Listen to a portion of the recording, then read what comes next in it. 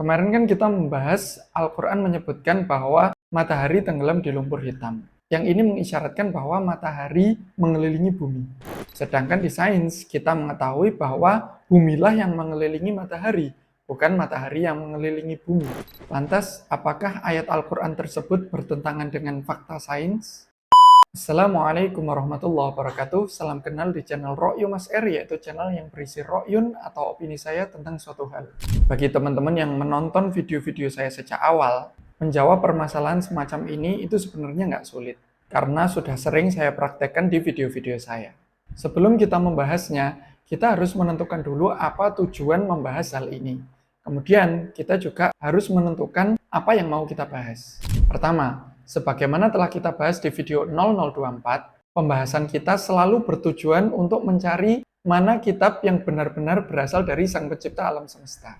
Kedua, yang akan kita bahas adalah ayat Al-Quran yang mengatakan bahwa matahari tenggelam di lumpur hitam. Yang mana secara tidak langsung Al-Quran mengatakan bahwa matahari mengelilingi bumi. Dan hal ini bertentangan dengan fakta ilmiah bahwa bumilah yang mengelilingi matahari.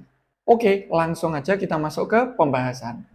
Pertama, kita bisa melihat bahwa Quran surat Al-Kahfi, surat ke-18 ayat 86 kemarin, itu dibaca dengan meninggalkan konteks ayat sebelum dan sesudahnya, guys.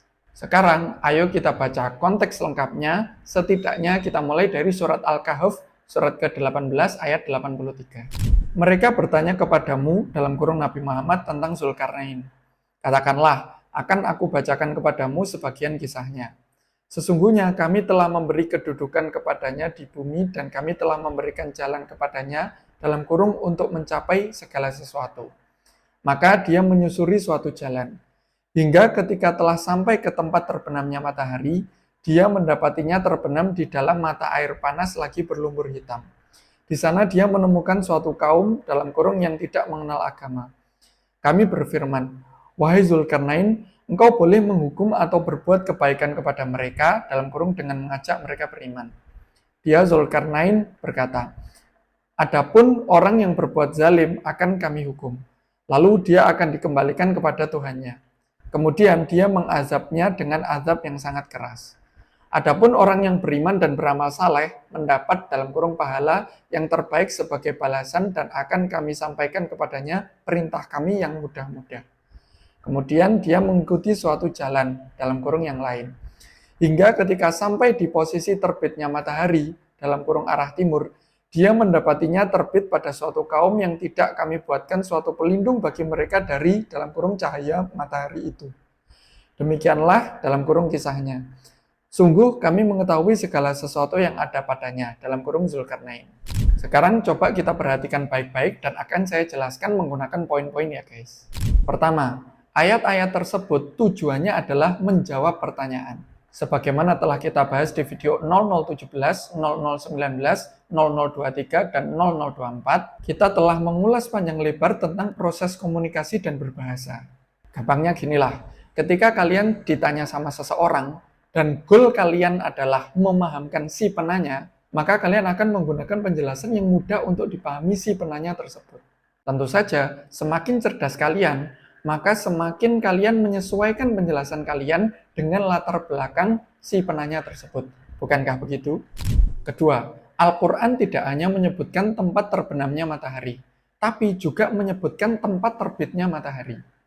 Yang menjadi pertanyaan, kenapa yang dipermasalahkan kok cuma tempat terbenamnya matahari, guys? Bukankah kalau misalkan membahas keduanya, yaitu membahas tempat terbenamnya matahari sama tempat terbitnya matahari, itu akan semakin membuat Al-Quran menyatakan secara eksplisit bahwa matahari mengelilingi bumi, dan bukankah dua pembahasan tersebut akan semakin menyudutkan bahwa Al-Quran itu tidak sesuai dengan fakta ilmiah? Sekarang coba kita baca lagi ya, surat Al-Kahf, surat ke-18 ayat 90. Hingga ketika sampai di posisi terbitnya matahari dalam kurung arah timur, dia mendapatinya terbit pada suatu kaum yang tidak kami buatkan suatu pelindung bagi mereka dari dalam kurung cahaya matahari itu. Pertanyaannya, apakah matahari hanya terbit pada suatu kaum saja? Dan jika pemahamannya semacam itu, bukankah harusnya Al-Quran itu sudah ditertawakan sejak dulu? Atau jangan-jangan ayat-ayat tersebut tidak dipahami sebagaimana mestinya? Sekarang coba ya kita bayangkan kalau kita hidup di masa itu, yang mana nggak ada jalanan aspal, nggak ada kompas, nggak ada Google Maps. Yang akan kita jadikan sebagai petunjuk untuk kita menempuh perjalanan jauh, kira-kira apa guys? Jelas posisi matahari kan ya. Matahari terbitnya dari mana guys? Timur kan ya. Kalau teman-teman membaca definisi kata timur di KBBI, timur adalah mata angin yang arahnya berlawanan dengan barat. Titik koma, asal matahari terbit. Mungkin pernah ya kita itu melakukan perjalanan tanpa melihat Google Maps, terus kita itu mencari suatu alamat dan kita tanya ke orang-orang yang kita temui di jalan. Anggap aja kita lakukan itu di pagi sekitar jam 9-an atau sore jam 3-an lah. Kita kan lebih sering menggunakan, oh nanti belok kanan, nanti belok kiri, kan gitu kan ya, supaya lebih mudah. Namun ketika kita kehilangan persepsi awal mana kanan kirinya, wah kita jelas tersesat itu. Tapi kalau kita menggunakan arah mata angin, maka sekalipun kita melupakan persepsi awal kita titiknya di mana, itu nggak ada soal. Kenapa? Karena kita menggunakan arah-arah atau parameter yang universal. Sebagaimana halnya Al-Quran pun juga demikian. Maka dia dalam kurung Zulkarnain menyusuri suatu jalan. Hingga ketika telah sampai ke tempat terbenamnya matahari, maksudnya itu ke arah barat guys. Pas sudah sampai barat, dia mendapati matahari terbenam di mata air panas lagi berlumpur hitam. Sama kayak gini, misal kita itu berada di area sekitar Monas gitu ya, tapi yang agak jauh. Terus kita menempuh suatu jalan ke arah terbenamnya matahari. Dan ketika kita sampai ke tempat terbenamnya matahari, kita melihat matahari itu tenggelam di Monas. Jadi kan ini ngomongin posisi tuh guys. Kalian nangkep kan ya yang tak maksud. Jadi pas jalan kita itu melihat mataharinya itu tenggelam di Monas. Itu terlihat di mata kita gitu loh. Sama kayak Zulkarnain, pas dikatakan bahwa dia itu menuju ke tempat terbenamnya matahari, yang dimaksud itu arah barat. Kemudian ayatnya itu nggak ngomong bahwa matahari itu tenggelam di dalam mata air panas lagi berlumpur hitam. Tapi bunyi ayatnya, dia mendapati matahari tenggelam di dalam mata air panas lagi berlumpur hitam. Kan jelas beda toh guys. Matahari tenggelam di dalam mata air panas lagi berlumpur hitam sama dia mendapati matahari tenggelam di dalam mata air panas lagi berlumpur hitam. Itu kan jelas beda. Deddy Corbuzier mengangkat kardus sama saya melihat Deddy Corbuzier mengangkat kardus itu kan beda. Berarti ayat ini apakah bermasalah guys? Lawang ini nggak ngomongin matahari mengelilingi bumi atau bumi mengelilingi matahari kok. Ini ngomongin posisinya Zulkarnain itu ada di mana gitu. Makanya di ayat 90 kalimat yang sejenis diulangi lagi.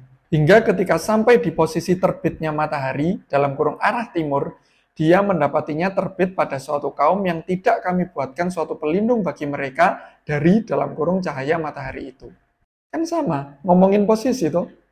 Nah, dari sini saya berkesimpulan bahwa ketika kita menudingkan kesalahan ilmiah kepada suatu kitab suci, bisa jadi memang kitab suci itu memang nggak sesuai dengan fakta ilmiah. Tapi bukankah bisa jadi juga kalau pemahaman kita yang nggak sesuai dengan apa yang dimaksudkan sama kitab suci? Makanya di video saya 0009 sama 0024, saya bedakan antara hukum alam dengan teori tentang hukum alam. Saya bedakan juga antara isi kitab suci dengan pemahaman manusia tentang isi kitab suci. Oke guys, mungkin ini salah satu sampel kesalahan ilmiah yang diarahkan ke Al-Quran. Sebenarnya masih banyak ayat-ayat lain yang dipermasalahkan. Namun jangan sampai kita lupa tujuan kita memahami kitab suci guys. Kita harus memahami sesuatu itu secara proporsional dan berhati-hati guys. Masih ingat toh tujuan kita adalah mencari kitab yang benar-benar dari Sang Pencipta alam semesta. Kalau teman-teman lihat videonya tanpa ragi yang ini, teman-teman akan mendapati bahwa Al-Quran itu ternyata nggak sama guys. Ada beberapa versi, ada perbedaan kiroat. Sedangkan umat Islam mengatakan bahwa perbedaan kiroat itu nggak berbeda secara arti. Namun kalau teman-teman benar-benar mempelajari bahasa Arab, teman-teman akan mendapati bahwa ada beberapa perbedaan arti dari perbedaan kiroat-kiroat tersebut. Bukankah ini bisa menjadi bukti bahwa keaslian Al-Quran itu bisa diragukan?